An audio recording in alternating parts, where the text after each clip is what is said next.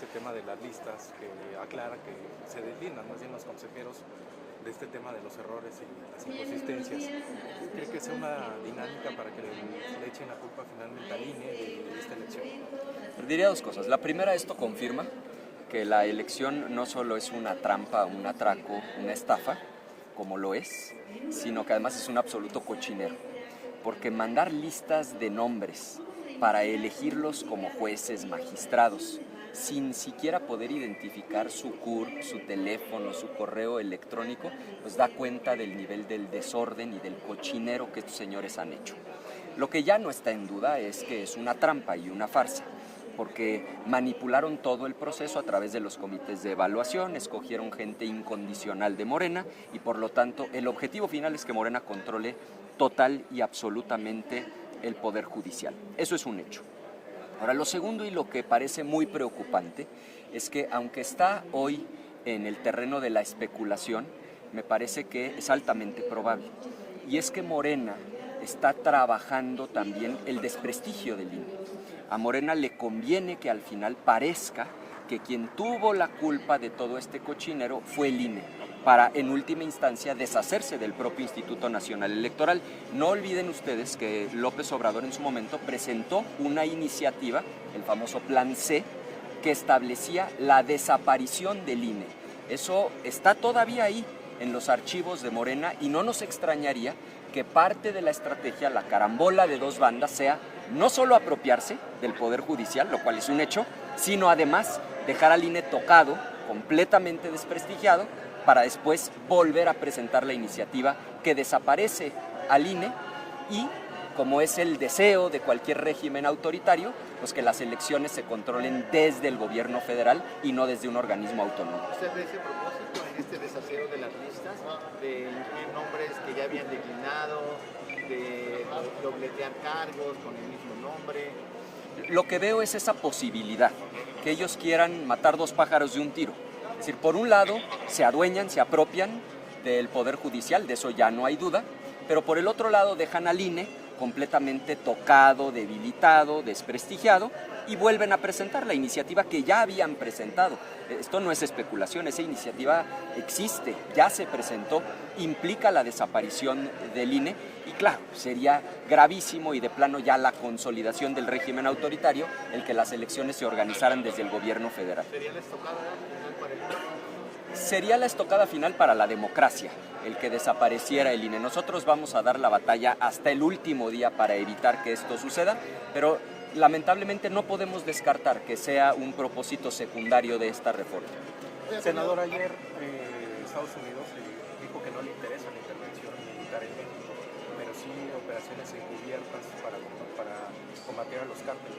Miren, el día de hoy el periódico estadounidense New York Times publica una nota verdaderamente preocupante porque esta nota da cuenta de que no solamente han estado sobrevolando áreas, digamos, internacionales desde las cuales obtienen información, sino que el periódico da cuenta de que drones estadounidenses han estado sobrevolando el territorio nacional. Yo los invito a que revisen esa nota del New York Times que viene, digamos, a agudizar esta preocupación.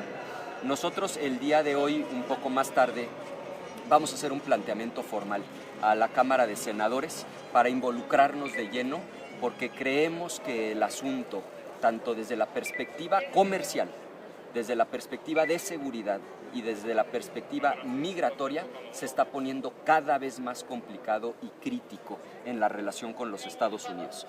El resumen de la comercial, y lo platicaremos al rato, es evidente. O sea, la amenaza del 25% de aranceles, que destruiría la economía mexicana, está pausada, pero no cancelada. Los aranceles al acero y al aluminio ya están impuestos. La amenaza para el 2 de abril de imponer aranceles a la industria automotriz, no pierdan de vista que la industria automotriz es el principal componente, el principal de las exportaciones a Norteamérica. Sería también devastadora.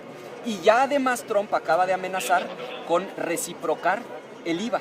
Es decir, así como nosotros cobramos 16% de IVA a las importaciones que ellos nos establecieran un arancel generalizado de 16%. Cuando uno pone todo esto en conjunto, se da cuenta que el gobierno está profundamente equivocado de seguir minimizando la amenaza y de que urge tomar cartas en el asunto, porque esto puede ser devastador para la economía mexicana, lo cual lastimaría la economía familiar y es lo último que queremos que suceda. Las operaciones que proteja la soberanía.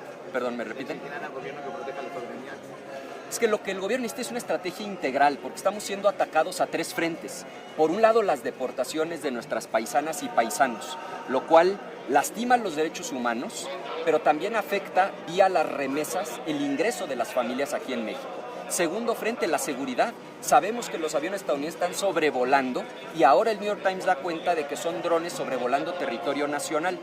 Y tercero, el tema comercial, en donde ya son una realidad ciertos aranceles y las amenazas que se han planteado pues serían devastadoras para la economía mexicana. Lo que necesitamos es un plan integral y eso es lo que nosotros vamos a exigir al rato. Senador, sobre esta afiliación que está llevando Morena. Perdón, nada más estoy escuchando acá y regreso. ¿Sería una solución las operaciones encubiertas?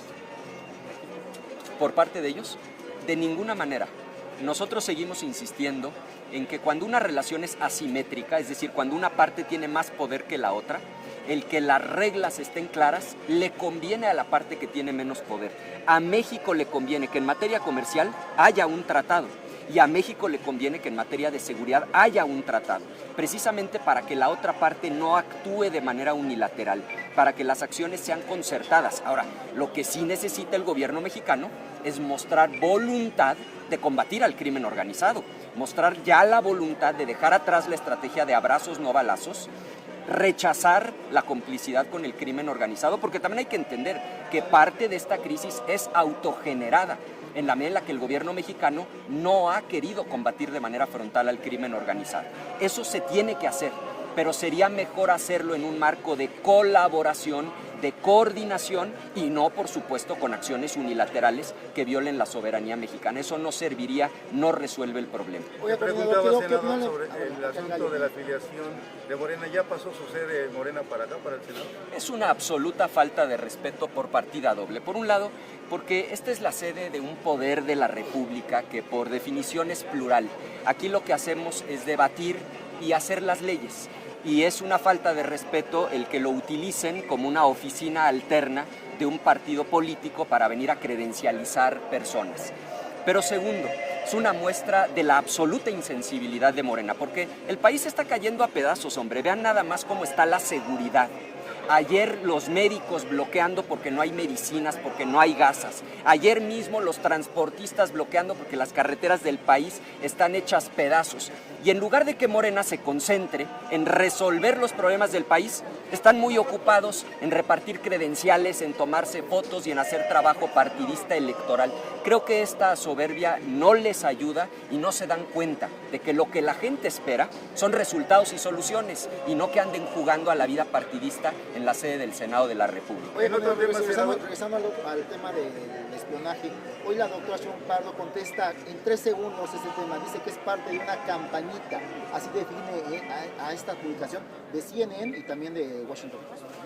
No, es más bien una amenaza real por partida triple, en materia de seguridad, en materia migratoria y en materia comercial. Lo que el gobierno tiene que hacer es dejar de minimizar el problema, construir un plan integral y estar a la altura de las circunstancias, porque es real que esto representa riesgos enormes para el país. Ricardo, lo minimizan porque el gobierno no está preparado para enfrentar esta clase de amenazas. La razón por la cual lo minimizan no la conozco. Lo que me parece gravísimo es que lo minimicen, porque el primer paso para resolver cualquier problema es reconocerlo. Y si el gobierno insiste en que no tenemos un problema, pues lo que va a suceder es que la realidad nos va a rebasar. Yo insisto, un arancel generalizado implica una recesión económica, pero segura, que sería devastadora para la economía de las familias mexicanas. El gobierno tiene que dejar de minimizar el problema. La presencia de Donald Trump en la presidencia de Estados Unidos es muy compleja para nuestro país y lo que nosotros exigimos es que el gobierno reconozca el problema y que esté a la altura de las circunstancias. Senador, ¿están pensando en alguna denuncia por este uso de recursos públicos de Morena al hacer pues uso de estas instalaciones de personal? Miren, por lo pronto nuestra denuncia es ante ustedes, ante los medios de comunicación y ante la opinión pública, porque con un país que se está incendiando, vean nada más cómo están Tabasco, Sinaloa, la inseguridad por todos lados, las carreteras hechos pedazos. Digo, que tengamos médicos bloqueando las calles diciendo no hay gasas, no hay jeringas, no hay medicinas, los transportistas, y que en esa circunstancia el partido oficial, el partido del gobierno, en lugar de estar pensando en resolver los problemas de la gente, estén jugando a la credencialización en las oficinas públicas, nos parece un acto de soberbia, de insensibilidad y de absoluta torpeza política. Senador, en otro tema preguntarte, en la reforma judicial hay inconsistencias. Mandan una lista donde no están las 3 ministras y en la segunda sí las presentan, las afiliadas a la cuarta T. Eso se puede. Esa se las digan. ¿Registró alguna modificación en el dictamen relacionado con el nepotismo y la religión? No, por ahora no. Ahora, como saben, la comisión está convocada para las 2:30 de la tarde. Y no hay todavía garantía de que este asunto se vaya a votar esta misma semana en el Pleno. ¿La posición del PAN va a ser en contra? Nosotros hemos sido muy claros. Por supuesto que el nepotismo es un tema que se tiene que combatir. Lo que sostenemos es que la reforma se queda corta. Queremos que vaya más allá, porque hoy la reforma no incluye el nepotismo en el Poder Ejecutivo, no incluye el nepotismo en el Poder Judicial, no incluye el nepotismo en el INE y en otros organismos autónomos, y sobre todo no se hace cargo del nepotismo cruzado, donde los dirigentes partidistas colocan gente en el Ejecutivo, en el Judicial y viceversa. Entonces, a favor de que se combate el nepotismo, pero con la exigencia que vamos a manifestar en la comisión y en el Pleno, de que vayamos mucho más allá, que no simulemos. Si queremos combatirlo, entonces vayamos a fondo. Como el gobernador de Puebla, que dice que no es nepotismo, que haya nombrado a su hijo como en una comisión especial. Bueno, como ese ejemplo, hay cientos de ejemplos. Por eso es que nosotros decimos, se trata de combatir el nepotismo, hagámoslo. Nosotros decimos que sí, pero vayamos a fondo. Sí en el cargos de elección popular, pero también en el Poder Judicial, también en el Ejecutivo, también en los estados, también en los municipios, también en los organismos autónomos. Es decir, vamos a desterrar esta práctica del nepotismo, pero entrándole de a de veras. Así como está el dictamen, ustedes van en contra. No estamos planteando eso.